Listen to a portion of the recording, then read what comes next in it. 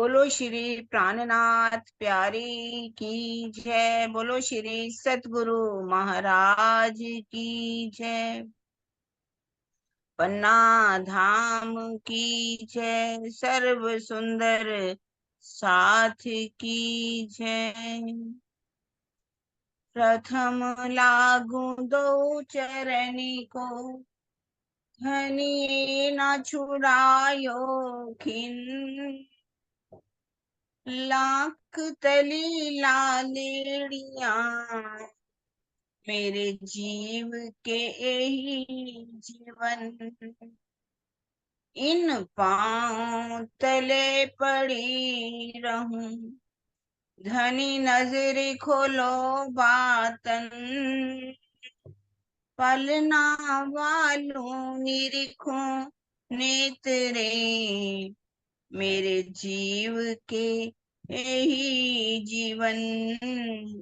मेरे जीव के यही जीवन। बोलो श्री प्राणनाथ प्यारी की जय। बोलो श्री सतगुरु महाराज की जय। प्यारी सुंदर साथ जी, आज हमारे बीच में हमारे ज्ञानपीठ का ही बेटा अमीश, वो अपना भाव रखेगा। वाणी गायन अमीश।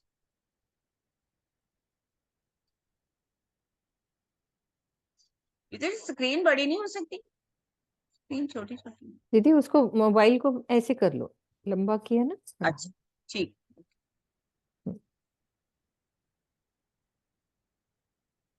हाँ जी बेटा, अनम्यूट करो।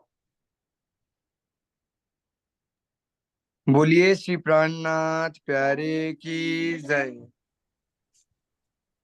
वारी रे वारी मेरे प्यारे, वारी रे वारी, वारी रे वारी मेरे प्यारे, वारी रे वारी।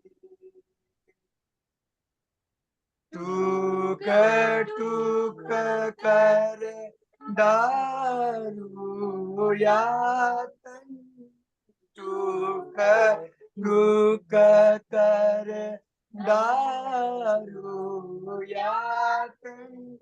ऊपर कुंज बिहारी रे वारी, वारी रे वारी मेरे प्यारे, वारी रे वारी। सुंदर स्वरूप श्यामा श्यामा जी को, फेरा फेरा जाऊं बलिहारी। इन दो स्वरूप को दया करीने, इन दो स्वरूप को दया करीने। मुझ पर कृपा तुम्हारी रे वारी, वारी वारी मेरे प्यारे, वारी रे वारी। इन जहर जिमी से कोई ना निकसा, अमल चढ़ो अति भारी। मुझे देख देखत सैया मेरी, मुझे देख देखत सैया मेरी। कहीं जीत के बाजी रे हारी रे वारी, वारी वारी मेरे प्यारे वारी रे वारी कारी कुमत चले कठिन कठोर नारी आत्म मेरी निर्मल करके आत्म मेरी निर्मल करके सहज पार उतारी वारी वारी वारी मेरे वारी रे वारी सुंदर स्वरूप सुभग अति उत्तम मुझ पर कृपा तुम्हारी कोट बेर ललिता कुर्बानी कोट बेर ललिता कुर्बानी मेरे धनी जी के कायम सुख कारी रे वारी वारी वारी मेरे प्यारे वारी रे वारी वारी रे वारी मेरे प्यारे वारी रे वारी टूक कर दारो यातन टूक कर दारो यातन ऊपर कुंज बिहारी वारी वारी वारी मेरे प्यारे वारी वारी बोलिए श्री प्राणनाथ प्यारे की जय हो महाराज की जय हो प्रणाम जी। विदुर जी, मामा मामी भांजा सबकी तरफ से बहुत ही सुंदर भाव रखा गया। हमारे वाणी का कीर्तन वारी रे वारी मेरे प्यारे मैं तुम पर वारी टूक टूक कर डारूं यातन ऊपर कुंज बिहारी। बहुत ही सुंदर भाव आप सबने रखा मिल करके। तो अब हम अपना शुरू करते हैं। आज नूर सागर की दो सुंदर साथ जो रह गए हैं हम हैं बबीता जी आई हुई है ना।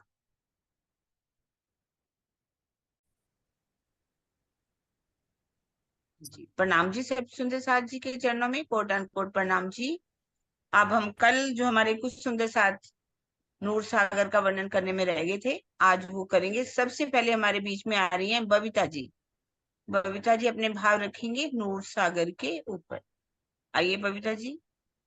प्रणाम जी किरण जी सभी को प्रणाम। प्रणाम जी प्रणाम जी। दूर सागर के बारे में इतना सब कुछ सबने बता दिया सबने, तो मेरे पास बताने के लिए बहुत ज्यादा कुछ तो नहीं है, लेकिन फिर भी राज जी अगर कुछ कहलवाना चाहें तो मैं कहूंगी राज जी जरूर कहलवा दीजिए कुछ ऐसा कि हमें कुछ समझ में आ जाए कि नूर सागर ये क्या है और क्यों है, ये क्यों बना हमारे लिए। तो नूर और सागर दो शब्दों से मिलकर बना है नूर सागर। जब हम सागर की बात करते हैं तो बात आती है विशालता की। हमें एकदम दिमाग में जो बात आती है वो आती है विशालता, अनंतता, गहराई, रहस्य, गंभीरता।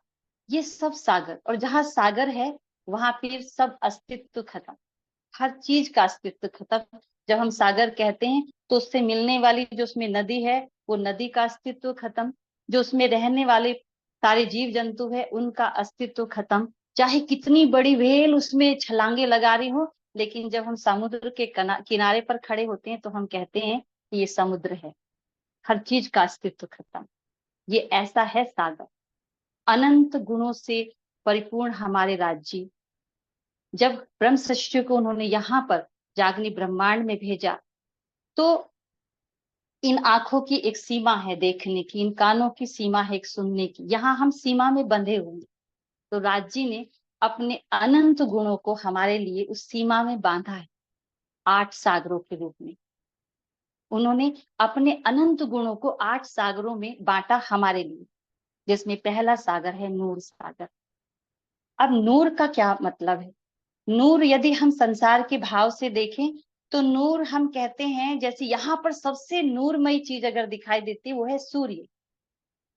सूर्य ऐसा कि जब उसका नूर पृथ्वी पर आता है, हम अभी नूर ही कह रहे हैं सूर्य को भी, वैसे नूर नहीं है लेकिन मैं भाव ले रही हूँ वही, कि नूर जब उसका आता है तो हर चीज चमकने लगती है।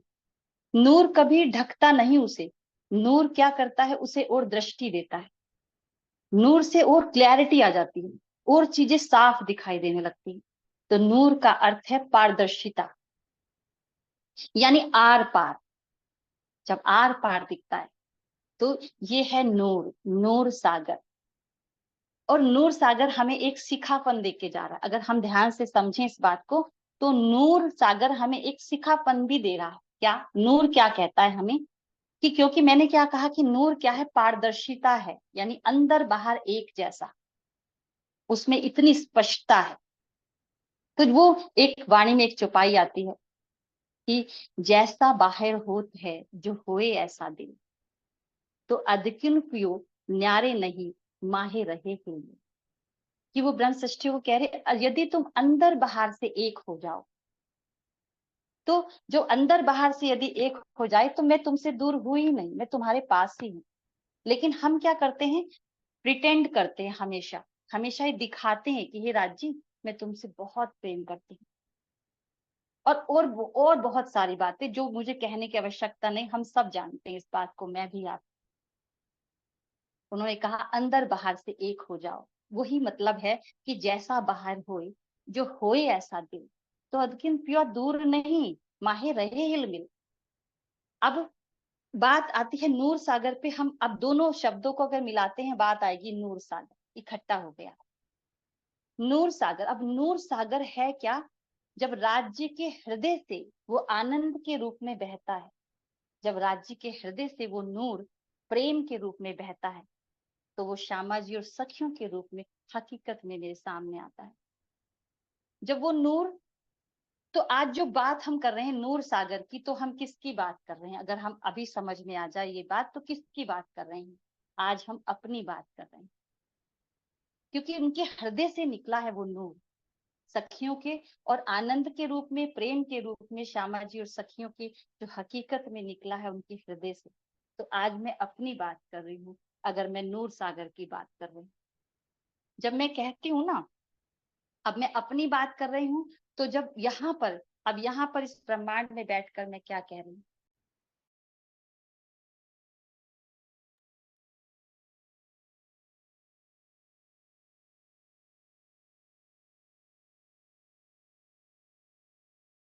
यारी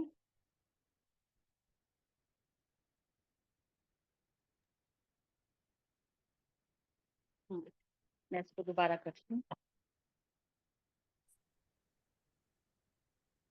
अनम्यूट करो।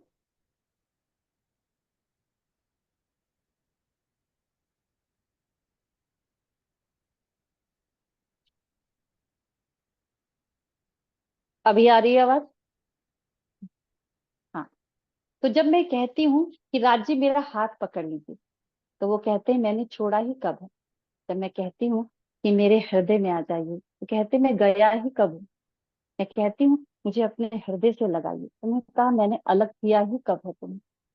तुम जब नूर सागर में भी हम 8 सागरों की बात करते हैं, तो नूर सागर में ही आठों सागर निहित हैं। उस नूर सागर में ही आठों सागर हैं, और वो आठों सागर मेरे हृदय में भी हैं। वो मैं उन आठों सागरों में मैं भी निहित हूँ, और वो आठों सागर मेरे अंदर भी निहित हैं। ये वाणी वाणी से हमें कह भी रही हैं। तो राज्य फिर कहते हैं कि तू आपे न्यारी होत है, क्यों नहीं तुझसे दूर। कि तू आपे न्यारी होत है, क्यों नहीं तुझसे दूर। पर्दा तू ही करत है, अंतर ना अड़े में। कि तू ही मुझसे अलग हुए जा रही है, बार बार कहती है मेरा हाथ पकड़ लो, मेरी चितवनी नहीं लग रही, मुझे प्रेम नहीं हो रहा, मैं क्या करूं। अब क्या हुआ, जब हम अब नूर सागर की अगर हम बात दोबारा फिर से लाऊं उस पे बात पे, तो वो आठों सागर क्या है कि जैसे एक बर्फ का गोला होता है ना, बर्फ से गोले बनाते हैं, अलग अलग शेप साइज के बनाओ, उससे कुछ फर्क नहीं पड़ता, स्वाद सबका एक ही रहता है। नूर सागर कहो, नीर सागर कहो, सरस कहो, कोई भी सागर कहो, एक ही स्वाद रहेगा उसी बर्फ गोले के जैसे। एक, जब हम परम धाम में थे, एक वाणी फिर एक चौपाई से हमें समझा रही है वाणी कि सहजल सुख में झीलते, कहूं दुख ना सुनियो नाम जी। सो माया में इत आए के, सुख अखंड दियो धाम जी। कि हमें वहां पर जो भी था, जब हम झीलना करते थे, स्वाभाविक था। प्रेम में हमारा रोम रोम वहां पे डूबा रहता था, स्वाभाविक रूप से। हमें कुछ वहां की जो प्रेम था राज्य का, उसकी कोई वैल्यू नहीं थी हमारे हमारे हृदय में। ऐसे लगता था कि मैं ही बस रिझा रही हूँ उन्हें, मैं ही प्रेम किए जा रही हूँ, मैं ही उन्हें रिझा रही हूँ, उसका कुछ नहीं पता था। जब हम यहाँ ब्रह्मांड में भेजा, हमें राज्य ने जब यहाँ भेजा उस सुख का आनंद लेने के लिए, तब कहा उन्होंने कि जब यहाँ माया में अब मैं दुखों को देख रही हूँ ना, अब मुझे वो अखंड सुख, वहां के जो अब अखंड सुख का एहसास हो रहा है कि क्या क्या है वो नूर सागर, क्या था वो वहां, क्या क्या था वहां पर, क्या क्या सुख था। जब हम ब्रह्म आत्माएं, अब जब हम यहाँ पे संसार की दृष्टि से देखते हैं, तो हमें संसार की तरफ देखते हैं तो हमें दुख ही दुख नजर आता है। वो उस समय दुख नजर आता है जब हम भूल जाएं कि जब मैं ब्रह्म आत्मा हूँ, जब मैं ये भूल जाऊं कि मैं ब्रह्म आत्मा हूँ, तब मुझे संसार के सारे दुख नजर आते हैं।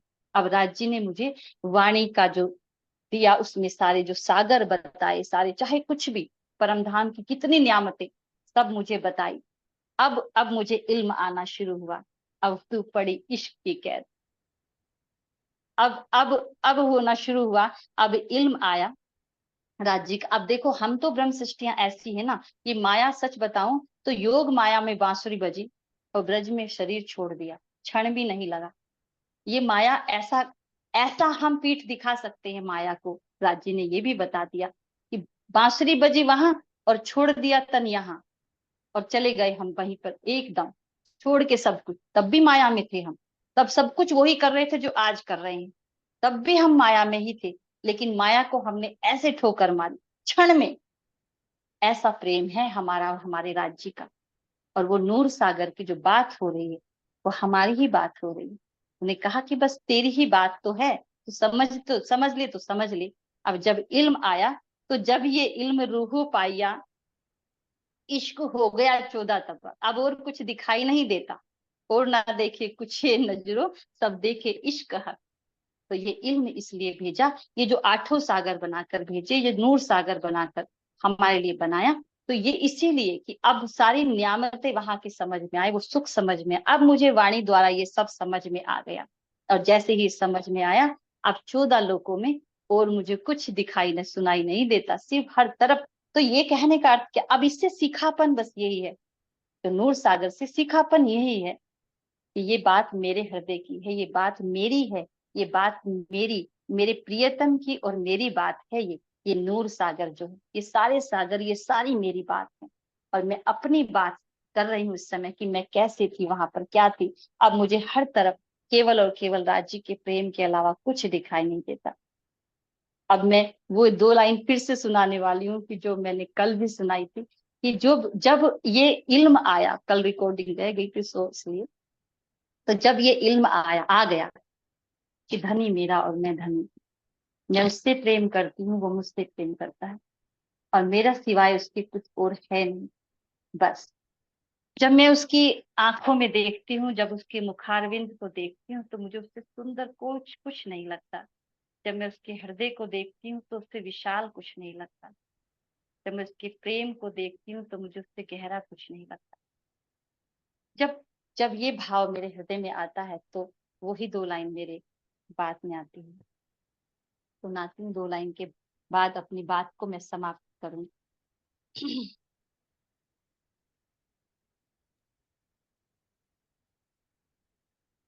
हाँ जी, बबीता जी ने अपना भाव रखा, बहुत सुंदर, कौन बहुत सा अच्छा था लगा। मीनू जी? अभी सुना रहे हो दीदी, ये कुछ भाव अच्छा, सुनाने अभी होते। नहीं खत्म नहीं हुआ? नहीं नहीं, बोल रही है वो 2 लाइनें। हाँ, कौन अच्छा सा था मीनू जी वो? अच्छा अच्छा, ठीक है। हाँ हाँ आपको ठीक सबसे है, ज्यादा याद होगा। सुंदर हाँ, सुंदरता की लाइने मूरत है। लाइने। हाँ। हाँ हाँ ठीक है। के तन भी सुंदर, मन भी सुंदर, तो सुंदरता की मूरत है। तन भी सुंदर, मन भी सुंदर, तो सुंदरता की मूरत है। किसी और को शायद कम होगी, मुझे तेरी बहुत जरूरत है। साया भी जो तेरा पड़ जाए, साया भी जो तेरा पड़ जाए, आवाज हो दिल का वीराना। चंदन का बदन, चंचल चितवन, धीरे तेरा ये मुस्काना। मुझे दोष न देना जग वालों, मुझे दोष न देना जग वालों। हो जाए अगर दिल दीवाना, चंदन सा बदन, चंचल चितवन, धीरे से तेरा यूं मुस्काना।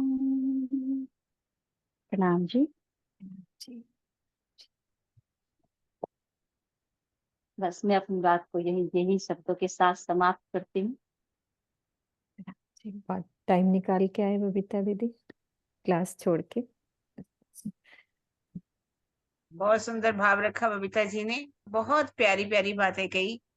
राजी कहाँ है, हमारे दिल में है, कहाँ हम कहते हैं आ जाओ। मतलब बहुत ही प्यारी प्यारी बातें हमारी बबीता जी ने रखी, और सबसे आखिर में तो बहुत ही प्यारा भाव, चंचल चितवन, है ना, प्रणाम धीरे जी से तेरा सुंदरता दिल जी। मुस्काना। बहुत सुंदर। बबीता जी तो सागर में से ना, नूर के सागर में से मोती चुन के ले आए और कैसे वो दिल को छू गए, बहुत ही सुंदर। और बबीता जी मुझे एक और गाना याद आ रहा है, वो भी आपसे कभी सुनेंगे। मुझे जी, 2 दिन से वही गाने की लाइनें मेरे दिल में गूंज रही हैं। कौन ना सी है, कौन उम्र सी? की सीमा हो, ना उम्र की सीमा हो, ना जन्म कहो बंधन, जब प्यार करे कोई देखे वो केवल मन। वो भी सुनेंगे नहीं, आपसे मैं एक अभी बार जरूर। मैं अभी 2 लाइन अभी सुना देती हूँ भाई। देखो कल का किसने देखा है, नहीं पता चले यहाँ से फिर राज जी मुझे बुला ले। कि ना उम्र की सीमा हो, ना जन्म का हो बंधन, जब प्यार करे कोई तो देखे केवल मन। बस इतना ही सुनाऊंगी। प्रणाम जी। प्रणाम जी बबीता, प्रणाम जी। भाव रखे जान जी बबीता का जी ने, मैंने दिल बहुत रख ही लिया। बहुत ही प्यारे। और अब हमारे बीच में आएंगी वीना जी, फिर शीतल जी तैयार रहेंगी। हाँ जी, फिर इसके बाद विजय दीदी ले लेंगे। हाँ जी, वीना दीदी अपना रेज एंड करो, मुझे दिख नहीं रहे आप। वीना दीदी चलो, हाँ वीना दीदी खोलो। प्रणाम जी वीना दीदी, खोलो अपना। ये तो कुछ आता नहीं, मैंने लिख के थोड़ा सा लिखा है, कोई बात नहीं। वही सुनाऊंगी। हम्म, सबसे पहले तो मैं यही बता रही हूँ कि नूर सागर किसे कहते हैं। विरह द्वारा श्री राज्य का नूरमयी स्वरूप आत्म के धाम हृदय में आ जाता है, तो उसे ही नूर सागर कहते हैं।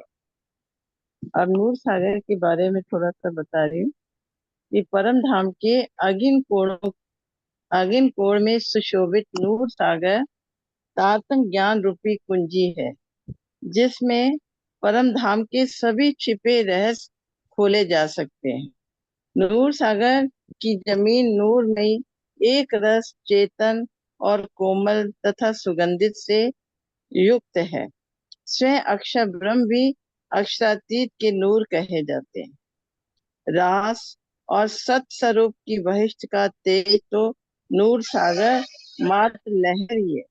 नूर सागर कुरान, वेद आदि धर्म ग्रंथों के ताले रूपी छिपे हुए गुच्छ रहस्य को स्पष्ट करने वाली कुंजी है। इस नूर सागर से निराकार, बेहद से परे परम धाम तथा ब्रह्म आत्माओं की खिलवत तथा शिराजी के पूर्ण स्वरूप की पहचान होती है। नूर सागर सफेद रंग का होता है। जिस प्रकार सफेद रंग को प्रिज्म के अंदर डालें तो हमें 7 रंग दिखाई देते हैं, उसी प्रकार नूर सागर में भी 7 रंग, 7 सागर ही समाये हुए हैं। अक्षरातीत की नूरी शोभा के धाम हृदय में बस जाने पर ही सभी धर्म ग्रंथों के वास्तविक गुच्छ रहस्यों का बोध होता है तथा राज्य के स्वरूप की पूर्ण पहचान होती है। श्री मुख वाणी में नूर नाम तारतम को ही कहा गया है। साक्षात स्वरूप इंद्रावती तारतम का अवतार। नूर सागर सूर मार्फत सब दिलो करसी दिन। परम धाम की अग्नेय दिशा में राज्य की शोभा का जो नूर सागर बह रहा है, वही जागनी लीला के शब्द के रूप में तारतम वाणी है। श्री राजी की वाहिदत श्री श्यामा जी और सखियों के मुखार विंद में जो नूर का पानी है, वह दक्षिण दिशा में अति आनंदमय नीर सागर के रूप में प्रकट हुआ है। तारतम वाणी ही इस संसार के गहन रहस्यों की पहचान कराती है। परम धाम की आत्माएं इस सागर में प्रवाहित होने वाले प्रेम रस का पान करती हैं। श्री राजी के अंग अंग में मिठास के अनंत सागर लहरा रहे हैं, वह उनके दिल में प्रकट होते हैं। परम धाम की संपूर्ण हकीकत का मूल श्री राजी का नक्श से शिक का संपूर्ण स्वरूप है, जिसके मूल में श्री राजी का दिल है। श्री राजी के हृदय में अनंत प्रेम और आनंद के देने के ही सागर है। रंग महल की 8 दिशाओं में 8 सागर निश्चित रूप से मूल मिलावे में विराजमान श्री राजी के अंग अंग नूर, प्रेम, माधुर्य, एकत्व, ज्ञान, आनंद से प्रकट हुए। आत्माओं को तारतम वाणी का चिंतन करने पर ही सागर के समान अनंत सुख की अनुभूति होती है। नूर सागर की महाहवेली के 12,000 हवेलियां होती हैं। एक नूर सागर के बाद जमीन आती है। नूर सागर के किनारे अनेक प्रकार के जल के जीव इश्क की मस्ती में डूबे दिन रात धनी के गुणगान पिया पिया धनी धनी करते रहते हैं। अनेक प्रकार के नाच गाकर, खेल करतब दिखाकर धनी को रिझाते हैं। सभी मिलकर एक साथ इस प्रकार नाचते हैं कि एक स्वर में गाते हैं, जिससे सखियां आनंद विभोर हो जाती हैं। शुक्ल पक्ष की एकम को 3 बजे श्री राजी तथा श्यामा जी और सखिया नूर सागर में सुखपाल में बैठकर विहार करने जाते हैं। बोलो श्री प्राणनाथ प्यारी।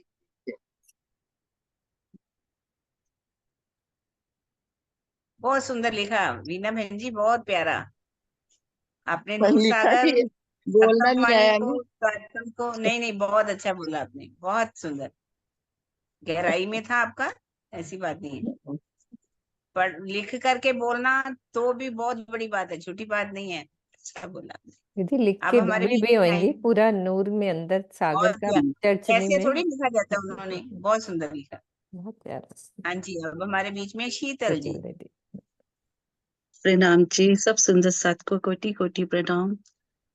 वैसे तो सभी सुंदर साथ ने नूर सागर के अंदर अपने भावों की अभिव्यक्ति ऐसे की कि जैसे उन्होंने पूरी तरह उस नूर सागर में डुबकी लगाई हो। और मुझे कहीं ना कहीं ऐसा लगता है उस सागर की बूंदें सब सुंदर साथ के हृदय में भी कहीं ना कहीं जरूर आई हैं। क्यों ना आई? क्योंकि हमारे धनी, हमारे अक्षरातीत, हमारे प्रीतम का जो दिल है, वो उसके अंदर ज्ञान के सागर की लहरें इतनी उठ रही हैं, और उसी से ही हमारे दिल के अंदर वो ब्रह्म ज्ञान का प्रवाह हो रहा है। कहीं ना कहीं ये प्रवाह धनी के दिल से ही निकलकर हम सब रूहों के दिल में आ रहा है। अब बात तो सबने एक जैसी कही, या कुछ ने, हर एक ने अपने अपने अलग अलग भाव से कही।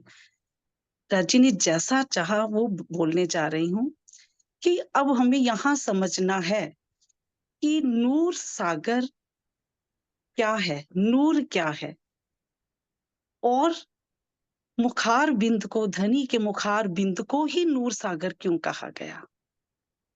सबसे पहले तो हमें ये समझना होगा, सबने वैसे बहुत अच्छे ढंग से समझाया, मेरी तो शायद उतना मैं बोल भी नहीं पाऊंगी। नूर सागर केवल प्रकाश का पुंज नहीं, उसमें धनी के अनंत गुण, अनंत शब्द भी अपने आप में हो गया कि जिसका कोई अंत ही नहीं है। धनी के गुणों में अगर हम कुछ शब्द चुने तो कह सकते हैं उज्ज्वलता, माधुर्यता, शाश्वत प्रेम, कोमलता, प्रफुल्लता, चेतनता। नूर प्रकाश तो है ही। ऐसे सभी गुणों को अगर हम इकट्ठा करें तो वो नूर शब्द बनता है। ये भी एक बहुत सीमित बात कही गई है, क्योंकि धनी की जो बात है वो शब्दातीत है, शब्दों में हम उसे बांध ही नहीं सकते। हमारे शब्द कोश में वो शब्द नहीं है जो धनी के गुणों का बखान कर सके।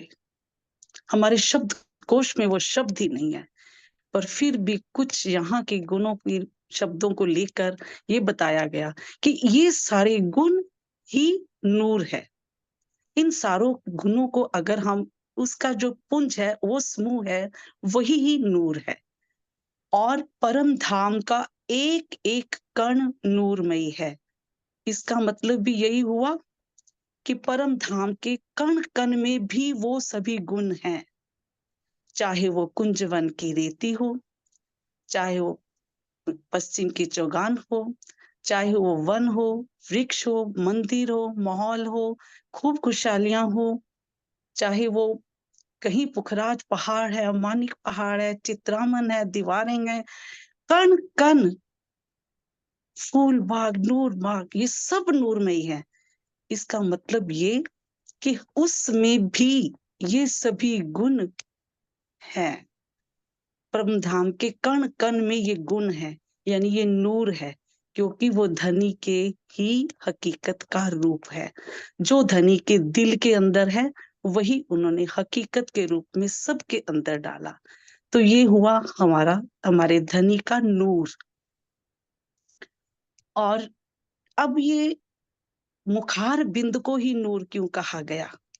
कल से हम वही चौपाई बार बार दोहरा रहे हैं, पढ़ रहे हैं, कह रहे हैं। जो गुण हृदय अंदर सो मुख देखे जाने जाए, ऊपर सागरता पूरन, ताथे दिल की सब दिखाएं।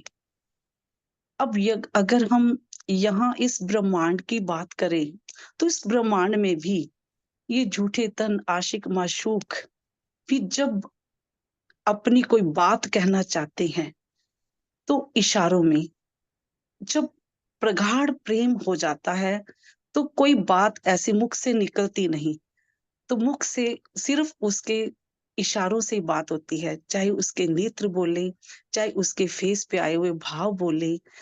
तो ऐसे ही हमारे धनी, ये तो यहाँ की एक ऐसे झूठे तन है, पर हमारे धनी जिनका वर्णन करना इस जुबान से संभव ही नहीं है, पर फिर भी धनी हमें बुलवाते हैं, हमें बताते हैं, अपने इल्म से हमें भिगोते हैं और कुछ ना कुछ कह कर जाते हैं। तो ऐसे हमारे धनी जो अनंत गुणों से भरपूर है, अनंत गुण, अब वो गुण कहाँ आएंगे? मुखार बिंद से ही आएंगे, उनके मुखार बिंद पर ही झलकेंगे। जैसे धनी के जो नेत्र हैं, उसमें प्रगाढ़ प्रेम, इश्क का सागर है धनी के नेत्र। धनी के जो मुख से निकला एक एक शब्द माधुर्यता से परिपूर्ण है। धनी की नासिका से निकला एक एक श्वास पूरे परम धाम को सुगंधित कर देता है।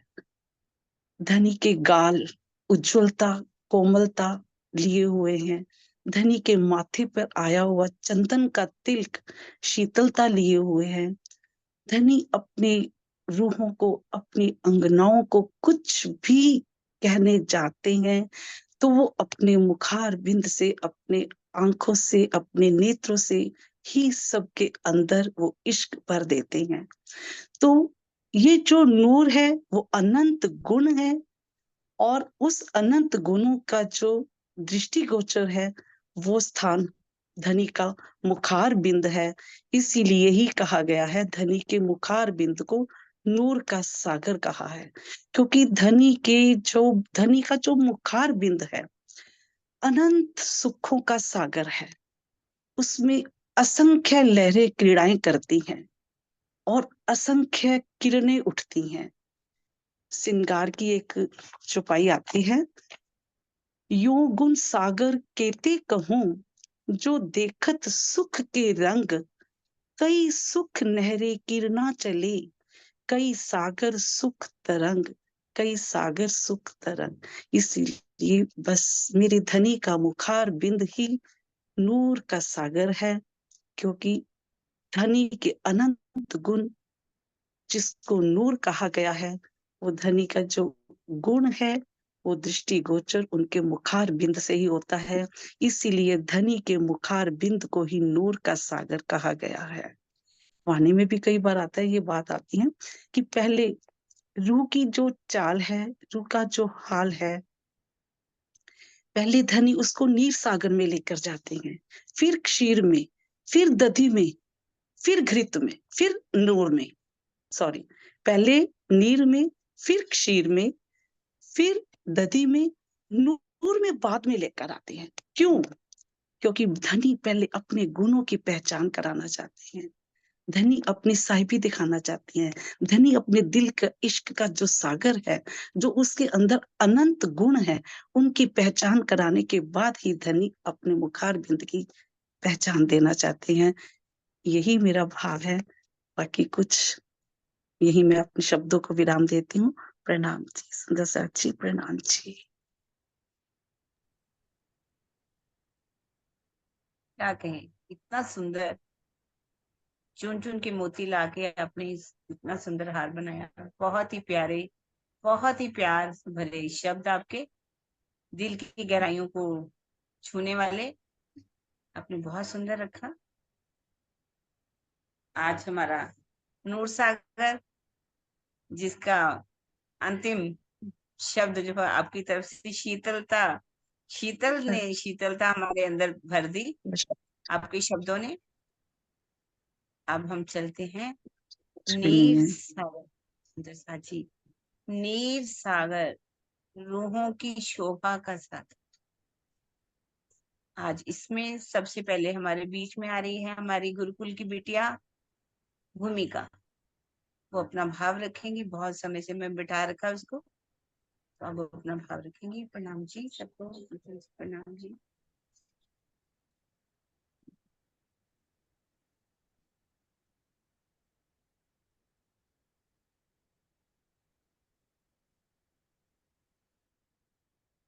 बोलिए श्री प्राणनाथ प्यारे की जय, श्री सद्गुरु महाराज की जय, समस्त सुंदर साथ की जय।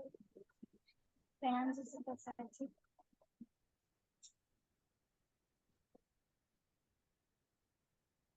आठों सागरों में से हमने नूर सागर की महिमा को सुना। इसके पश्चात नीर सागर, धामधनी अक्षरातीत अपनी रूहों से जो प्रेम करते हैं, इस माया में आने के पश्चात इस ताटम वाणी के द्वारा पुनः उसी प्रेम को अनुभव करा रहे हैं। सागर की बात सुनते ही हम सोचते हैं उसकी गहराई और उसकी विशालता। अब अक्षरातीत धामधनी का दिल ही वो सागर है और उस सागर की जो लहरें है वो ब्रह्म सृष्टियां। जिस प्रकार से मोती के अंदर पानी होता है इसलिए उसकी शोभा मानी जाती है, उसी प्रकार से अक्षरातीत धामधनी का जो नूर है वो ब्रह्मात्माओं के मुखार बिंद में झिलमिलाता है, उसी को कहा गया है रूहों की शोभा का सागर। प्राणाधार सुंदर साथ जी, सागर की वाणी बहुत ही गहरी है जिसको हम शब्दों से कभी भी वर्णन नहीं कर सकते। अक्षरातीत धामधनी ने तारतम वाणी के द्वारा अब हमें समझा रहे हैं कि आप रूहों की शोभा क्या है, क्योंकि इस माया के संसार में आने के बाद हम सब कुछ भूल चुके हैं और एक एक सागर में धामधनी हमें एक एक सागर में किस प्रकार से डुबो रहे हैं और अपनी आत्माओं को वो सुख दे रहे हैं। परम धाम के अंदर हम अनादि काल से अपने प्रियतम से इश्क रब्द करते आ रहे थे, प्रेममय संवाद चल रही थी और परम धाम में इश्क होने की वजह से वो निर्णय भी नहीं हो पाया। हम सोचते थे कि हम इतनी सारी ब्रह्म सृष्टियां हैं तो सबसे ज्यादा प्रेम हम करते हैं। श्यामा जी सोचती है कि मैं बड़ी रूह हूँ तो मैं सबको प्रेम करती हूँ और राज्य सोचते हैं कि श्यामा जी और सखियों को मैं ही प्रेम करता हूँ। उसी संवाद को कह सकते हैं जागनी के ब्रह्मांड में हमारी परीक्षा हो रही है। जिस प्रकार से सागर के सामने खड़े होकर केवल लहरों को देखा जा सकता है, किंतु हमें मोतियां चुननी हो तो उस सागर के अंदर गोता लगाकर प्रयास करने के बाद ही हमें मोतियां मिलती।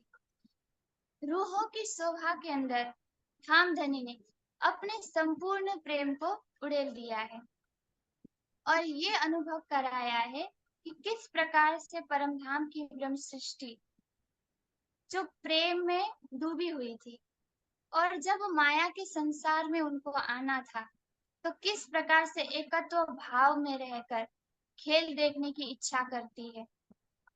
सागर की वाणी हमसे प्रश्न पूछती है कि जिस प्रकार से अपने प्रेम को सिद्ध करना था तो हमने अपने आत्माओं के साथ अपने संपूर्ण सखियों के साथ बाहों में बाहें डालकर ये खेल देखने की इच्छा की थी, किंतु आज हम उस संबंध को भी भूल गए क्योंकि हमारा टॉपिक ही है रूहों की शोभा।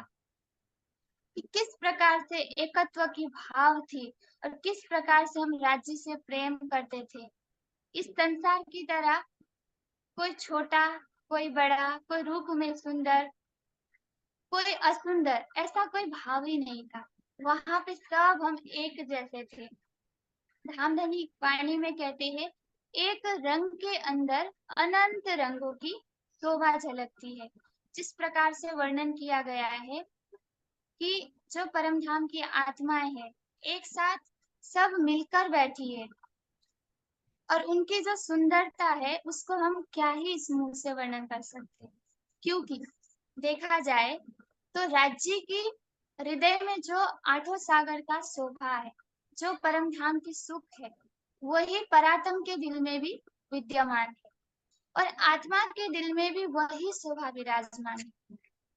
किंतु माया के पर्दा होने की वजह से और इस संसार के नश्वरता में आकर जिस निस्बत को हम भूल चुके हैं, उसकी वजह से आज हमें ना तो अपने परात्म दिखाई देती है, ना तो राज्य के स्वरूप को ही हम देख पा रहे हैं। किंतु धाम धनी अपने वाणी के माध्यम से ये समझा रहे हैं कि किस माया में जाकर आप सभी रूह अलग होके अलग अलग जगह पे बिखर पड़ी हो और इन आठों सागर के माध्यम से धाम धनी ने अलग अलग रत्नों को उठाकर एक धागों में वाणी के द्वारा पिरोया है। जैसे मुखारबिंद की हम शोभा का वर्णन करते हैं, जिस प्रकार से राज्य की मुखारबिंद की आभा है, उसी प्रकार की शोभा ब्रह्म आत्माओं का भी है कि किस प्रकार से वो सुंदरता, वो प्रेम आज हम भी अपने परात्म को देख सकते हैं ध्यान और चित्तवनी के द्वारा। विशेष रूप से वर्णन देखा जाए तो सखियों की शोभा में किस प्रकार से उन्होंने गले का हार पहना हुआ है, जब सुसज्जित होकर परात्म के भाव में पहुंचती है तो उनकी शोभा किस प्रकार की होती है, तो सब कुछ वाणी में लिखा ही हुआ है। किंतु आज हमें सागर की वाणी बार बार प्रश्न करती है कि आठों सागर जानने के बावजूद, उनके सुखों को जानने के बावजूद भी वो प्रेम और वो दर्द हमारे हृदय में क्यों नहीं आता कि हम अपनी ही शोभा को भी देख नहीं पा रहे हैं कि हमारी वास्तविक शोभा क्या है। क्योंकि नूर सागर में पहले ही कहा गया है कि 8 सोपान में से एक ये सोपान है कि ब्रह्मात्मा इस तारतम वाणी के द्वारा जागृत होने के पश्चात जब उसको विरह आता है, जब उसके हृदय में प्रेम प्रकट होता है, तो वो अपने धाम धनी, अपने प्राणेश्वर से मिलने के लिए प्रार्थना करती कि हे धाम धनी, हमारा जो प्रेममय संबंध है उसको हम किस प्रकार से जाने, आपकी शोभा को कैसे देखें और हम स्वयं की परात्म की शोभा को कैसे देखें। और माया से हमें जितना भी दुख मिलता है तो हमारा मन संसार से अलग हो जाता है। नहीं तो हम सब सुंदरता जान सकते हैं, सागर श्रृंगार की वाणी हम भले ही पढ़ते हैं, किंतु जो प्रेम हमें अनुभव होना चाहिए, जो सुख हमें मिलना चाहिए, वो हमें क्यों नहीं मिलता? क्योंकि अभी भी हमारे अंदर बहुत सारी ऐसी विकारें हैं जो छूट नहीं रही है, जिसकी वजह से हम उस सागर में डूब नहीं पा रहे हैं। एक धामधनी की अंगना माया में तड़पने के पश्चात इच्छा रखती है कि किस प्रकार से मैं अपने प्राणेश्वर से मिलूं और किस प्रकार से इस संसार के दुखों को छोड़ के अपने प्रेम को प्राप्त करूं। नूर सागर का लक्ष्य ही यही। और परम धाम की प्रत्येक वस्तु में चेतनता है, कोमलता है, सौंदर्यता है। हर प्रकार की वस्तु में वही नूर छिपा हुआ है जो राज्य का दिल है। क्योंकि वहां पे हम सब परम धाम की आत्माएं एक दिली है। क्योंकि यदि हम ध्यान की भी बात करें तो आंख बंद करते हैं तो हम उस श्रृंगार की, उस शोभा की याद करते हैं कि हमारी परात्म कितनी सुंदर है। और इस जीव के ऊपर जो दृष्टा बनकर आत्मा ये माया रूपी खेल में उलझ रही है, उसकी शोभा क्या है। जैसे कि वाणी में वर्णन आता है कि सुंदर मुखार बिंदु में जो ठुड्डी की शोभा है, होठों की शोभा है, दांतों की शोभा है, जब रूहें अपने प्रियतम के प्रेम में मग्न होकर मुस्कुराती है तो इंद्रावती जी की आत्मा कहती है उस शोभा की मैं क्या ही वर्णन करूं। उनका जो वस्त्र आभूषण है, जो आवाज से बात करती है, स्वरों से अपनी सखियों से बात करती है, उन शोभाओं की मैं क्या ही वर्णन करूं। प्राणधार सुंदर साची, जो वाणी के द्वारा आज हमें पता चलता है कि हमारी मूल निस्बत किसके साथ है और किनके साथ हमने प्रेम करना है। किंतु जब तक हम जीव भाव से ऊपर उठ के अपने आत्म को परात्म के श्रृंगार से सुसज्जित होकर अपने धाम धनी से नहीं मिलेंगे तब तक हम ये नहीं कह सकते कि हम नूर सागर तक पहुंच पाए। अभी अभी माता जी ने कहा था कि नूर सागर के बाद एक एक स्टेप के बाद अंतिम में हम सर्वरस सागर में पहुंचते हैं, जहाँ कोई कमी नहीं, संपूर्ण शोभा धाम धनी के हमारे धाम हृदय में बैठ जाता है। क्योंकि सागर की गहराई को मापने के लिए तो हमारा दिल भी वही सागर के जितना बड़ा होना चाहिए, और ब्रह्म आत्माओं के हृदय में ही वो संपूर्ण शोभा विराजमान है। तो हमें ये प्रश्न होता है कि हमें वो शोभा अभी भी क्यों नहीं दिखती? क्योंकि अभी तक हमने धाम धनी के इश्क रूपी सागर में स्वयं को डुबोने की प्रयास ही नहीं की। उनके जो अनंत प्रेम है उसको समझने की कोशिश ही नहीं की।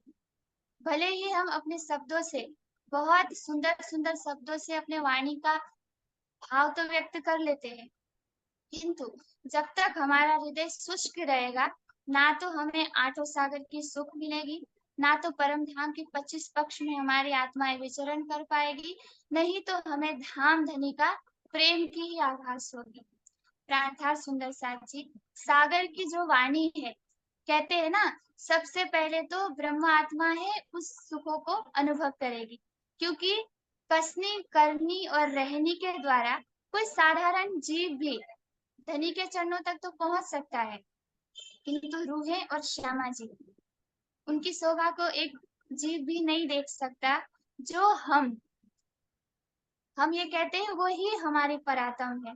तो सुंदर साथ जी, वाणी के चिंतन हम बुद्धि से भले ही समझते हैं, लेकिन आत्म भाव में स्थित होकर उस सागर में डूबने का प्रयास करें और धाम धनी के शोभा श्रृंगार में डूबने का प्रयास करें, क्योंकि जब तक हम धाम धनी के शोभा में नहीं डूब पाएंगे, तब तक हमें भी परात्म की शोभा नहीं दिखेगी। इन्हीं शब्दों के साथ मैं अपनी वाणी को विराम देती हूँ। प्रणाम जी। बोलिए श्री प्राणनाथ प्यारे की जय। बहुत सुंदर भाव, बहुत सुंदर।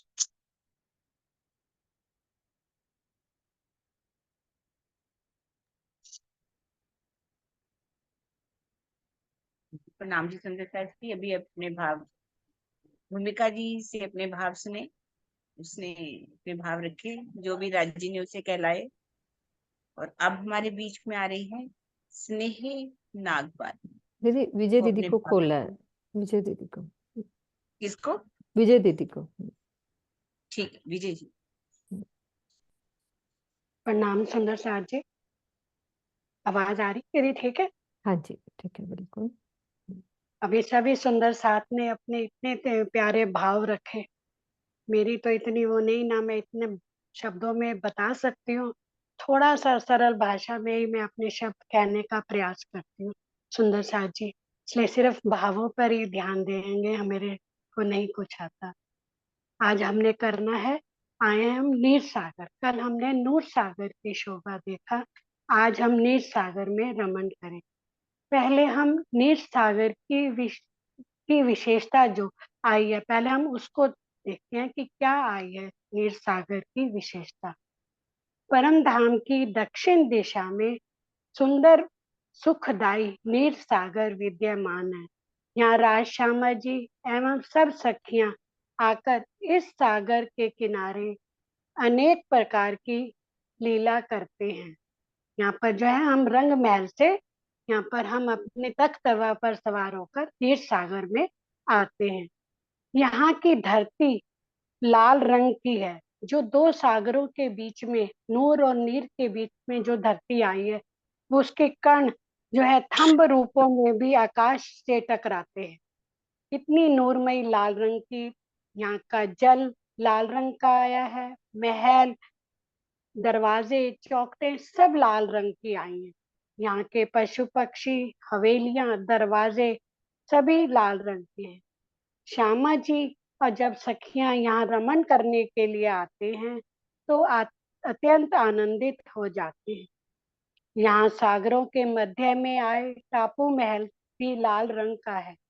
यहाँ पर कई प्रकार की किश्तियां स्टीमरों में या जल जानवरों की पीठ पर बैठकर सागर की परिक्रमा करते हुए हम टापू महल के किनारे पर पहुंचते हैं। ये तो इसकी नूर सागर की, हमारी नीर सागर की लाल रंग की शोभा की विशेषता के बाद जिस प्रकार श्री राज्य के दिल के और बाह्य स्वरूप में आठों सागर समाये हैं, उसी प्रकार पर आत्म के दिल में भी आठों सागर हैं। आत्मा किस प्रकार प्राण वल्लभ को प्राप्त करती है, उस मार्ग को 8 भागों में बांटा गया है। 4 श्री राज्य महाराज के दिल के अंग हैं, 4 श्री श्यामा महारानी जी के। ये आठों सागर आत्म जागृति के 8 सोपान हैं, यानी 8 सीढ़ियां हैं। नूर सागर में जो प्रेम का जल है उसे नीर सागर कहते हैं। अर्थात श्री राज्य के दिल के अंदर कौन है? हमारी परात्म के तन है। हमारी आत्म को धनी कैसे नीर सागर में डुबोते हैं। रूह इस नीर सागर पर खड़ी है और संपूर्ण सागरों की को उल्लंघ कर सर्वरस सागर को श्री राज्य का स्वरूप है। श्री राज्य महाराज से मिले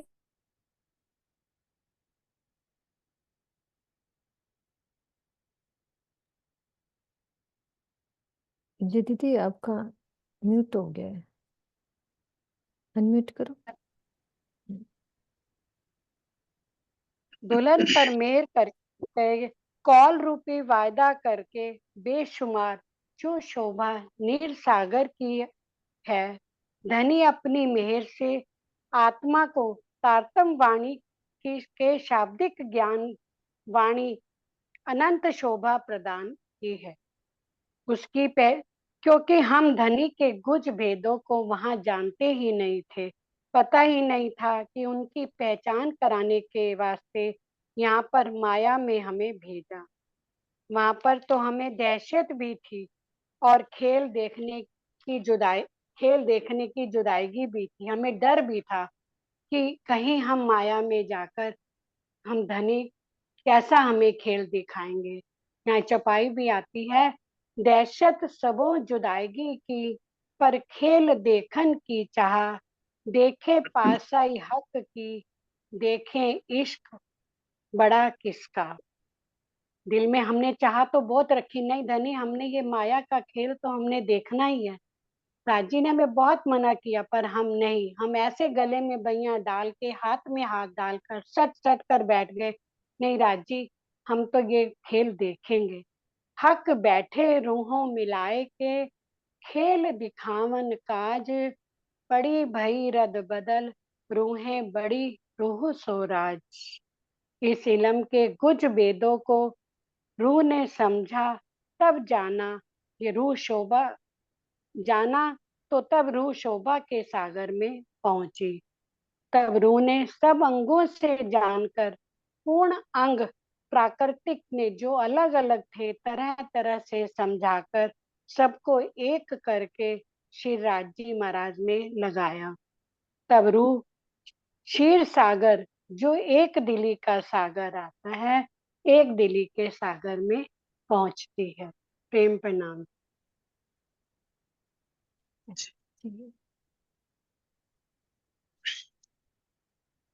हाँ जी किरण दीदी, किरण दीदी अपना अनम्यूट करो। हाँ जी, आगे आप देख लीजिए किसका बहुत हाँ सुंदर जी, विजय बहन जी ने रखा है भाव। हाँ जी अनिल भैया बहुत ही हैं प्यारे भाव रखे। या स्नेहलता जी दीदी, स्नेहलता दीदी, अनिल भैया कल बोल लेंगे क्योंकि ये चलता ही रहेगा सुंदर साथ जी, अपन ये ना सोचे। तो स्नेहलता दीदी रेज हैंड करो या अनिल भैया कोई भी रेज। हाँ स्नेहलता दीदी हो आप। हाँ नीलम दीदी अभी रुको आप। हाँ स्नेहलता, अच्छा आपने बोलना है ना। हाँ जी दीदी, हाँ हाँ नीलम दीदी अभी रुको, फिर टाइम बहुत कम है, आपको बाद में करती हूँ। हाँ पहले प्रणाम। स्नेहलता दीदी। प्रणाम जी। प्रणाम जी सुंदर साथ जी।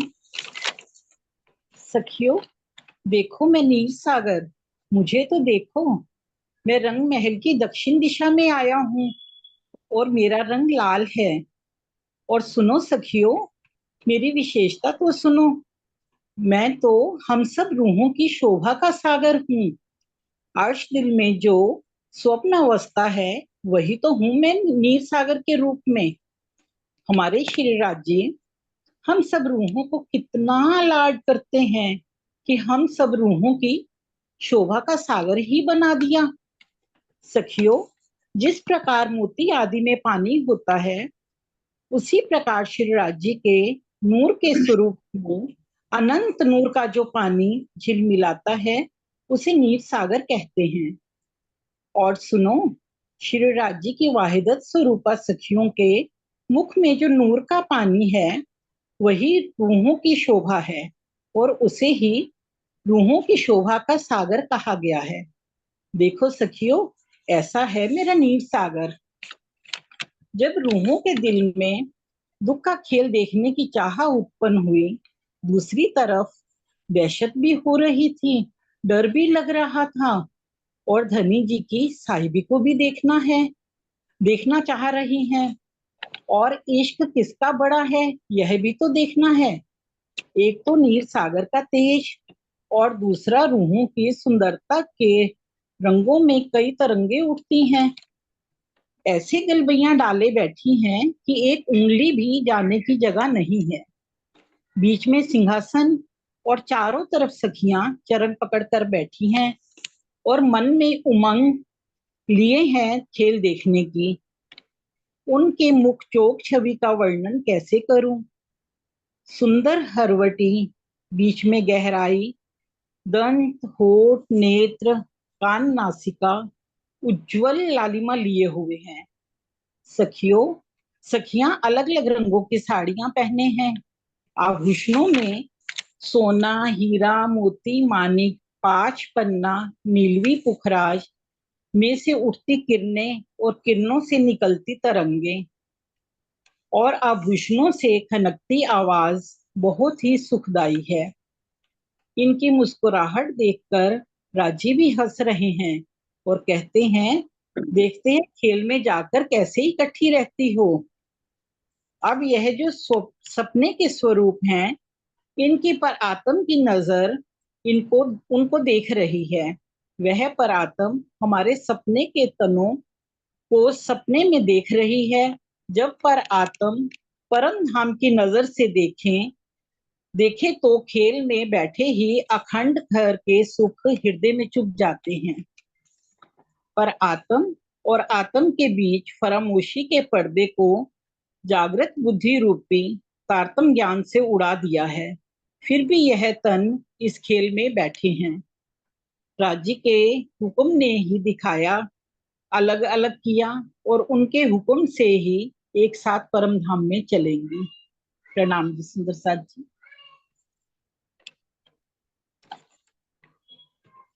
स्नेह ने पूरा अपना स्नेह दिखा दिया आज। लाल ही लाल, खुद भी लाल, अंदर बाहर दोनों ही लाल, है ना। लालिमा से भरपूर सागर पेश करने का ढंग बहुत ही प्यारा, बहुत ही एक सुंदर भाव रखे आपने।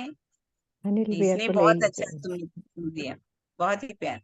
सुंदर साथ जी, एक बात कहूंगी, सभी सुंदर साथ थोड़ा कमेंट दे करके सबका उत्साह बढ़ाइए। हमारे सुंदर साथ कितनी मेहनत करते हैं, कितनी तैयारी करते हैं और फिर उसको पेश करते हैं। जिन्होंने कभी बोला नहीं, वो हमारे सामने इतने भाव रख रहे हैं, तो हमारा फर्ज बनता है कि हम सुंदर साथ को कमेंट्स लिख करके उनके उत्साह को और बढ़ाएं। तो हमारी स्नेह ने बहुत सुंदर भाव रखे अपने।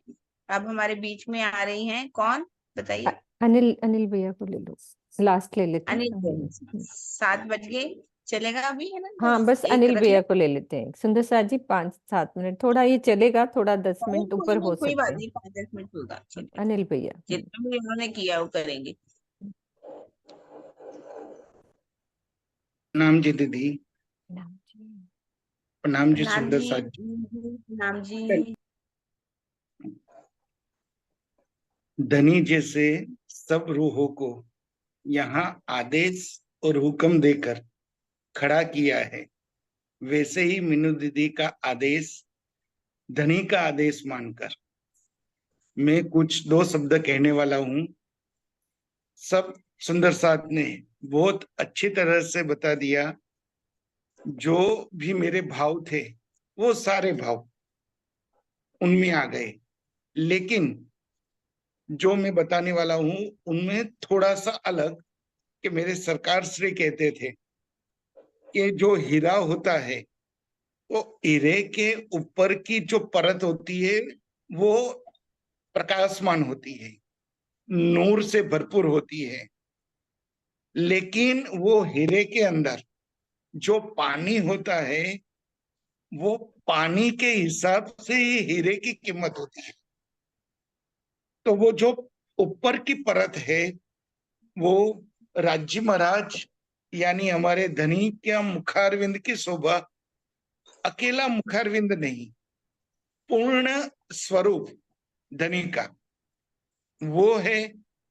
और वो धनी के स्वरूप के अंदर उनके दिल में जो पानी के रूप में अमरूहे विराजमान है, वो रूह ही वो हीरे का पानी है। और कीमत वो पानी के हिसाब से ही होती है, लेकिन दिखाई देता है वो हीरा ही।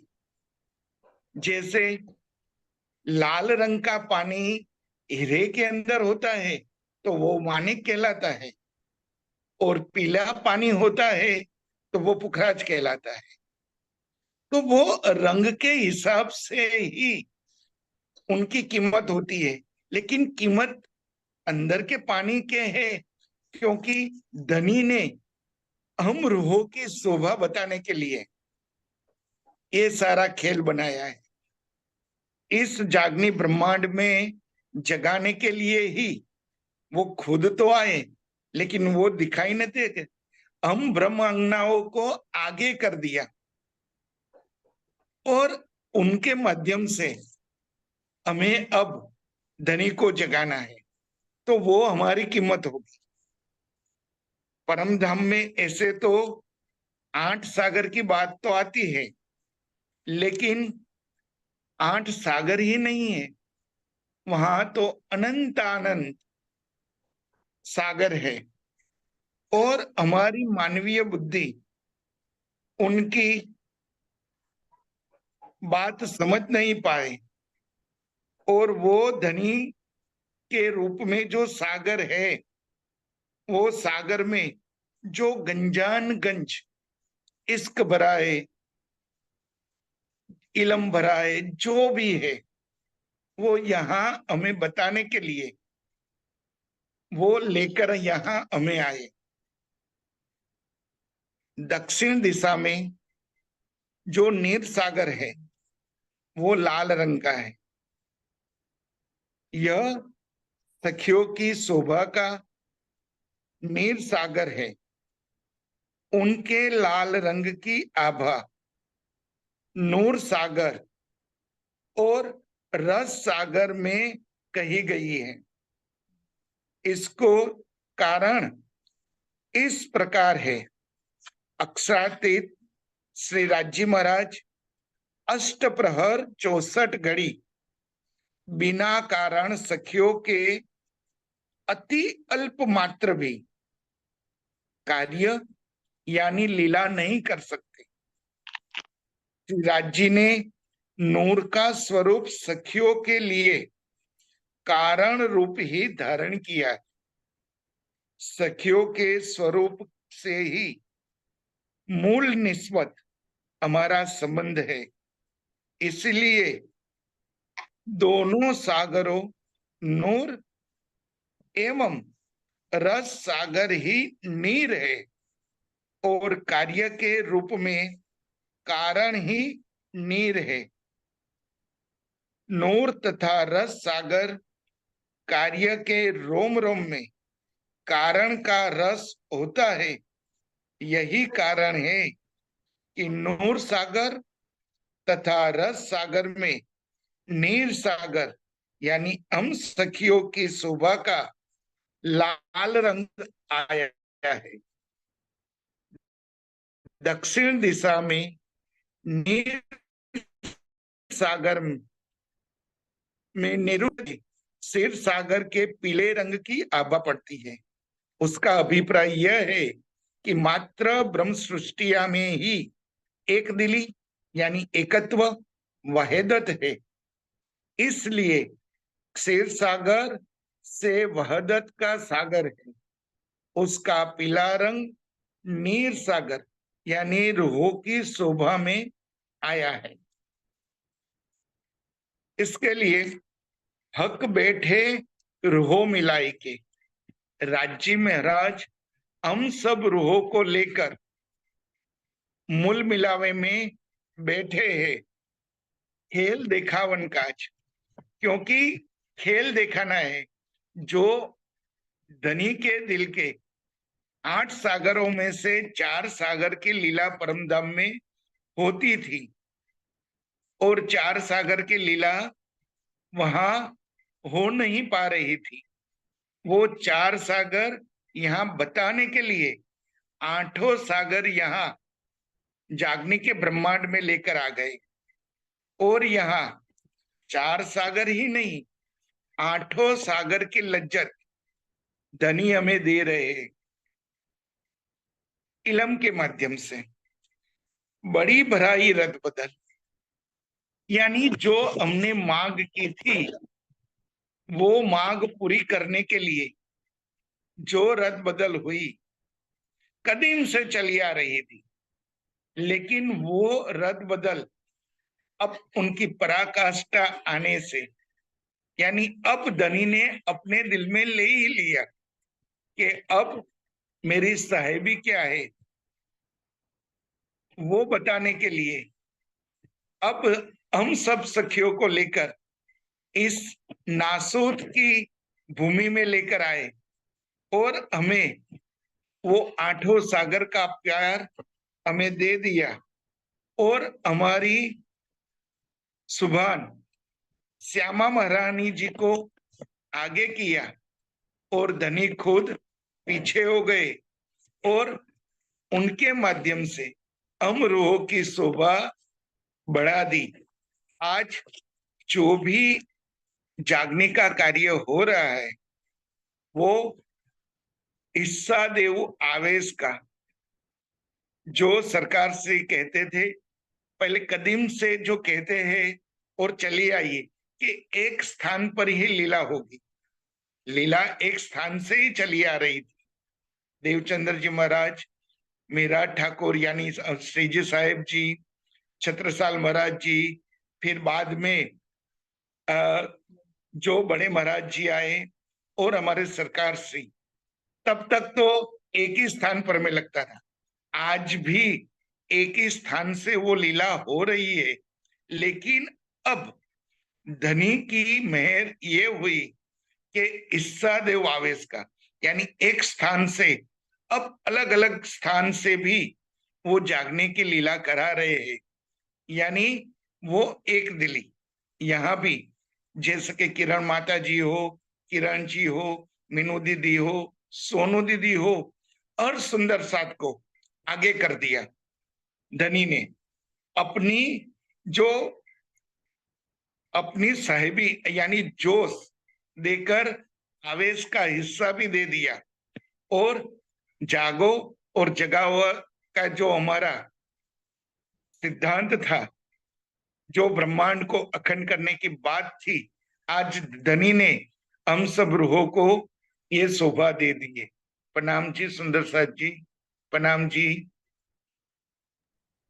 प्रणाम जी अनिल जी, बहुत बहुत बहुत सुंदर भाव रखे। मैं ये सोच रही हूँ किसके बारे में कहें सुंदर, और जैसे परम धाम में सौंदर्य बढ़ता ही जाता है, बढ़ता ही जाता है।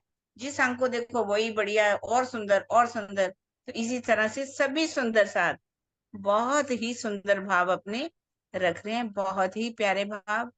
अब ऐसा लगता है कि जागने का काम, स्वामी जी सही कहते हैं कि जल्दी हो जाएगी अगर ऐसे ही हम सुंदर साथ को भाव में डूब करके वाणी चर्चा सुनाएंगे। हम जहां भी लगे कोई सुनाओ तो हम अपने भाव रख सकते हैं। यदि हमें अच्छी तरह से आते हैं, बोलना आएगा, तो अभी तो हम भाव रखेंगे।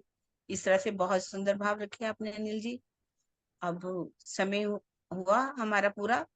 बाकी जो भी सुंदर साथ हैं वो अपने कल भाव रखेंगे। अभी ऐसा नहीं कि एक दिन में एक ही हमने पूरा करना है, ऐसा नहीं है। जब पूरा कल अगर दिन सुंदर सा रूहों की शोभा को बोलेंगे तो हम रूहों की शोभा का सागर कल देखते हैं। पता नहीं चर्चा है उनकी श्रीवास्तव जी की, ये नहीं हाँ जी, संदेश आया एक बार ही कि जयकारा लगा दो दीदी, फिर करते हैं। हाँ जी जी, प्रणाम जी सुंदर साथ। बोलो श्री प्राणनाथ प्यारी की जय, बोलो श्री सतगुरु सद्गुरु महाराज महाराज की जय। प्रणाम की जी सुंदर जय। साथ जी।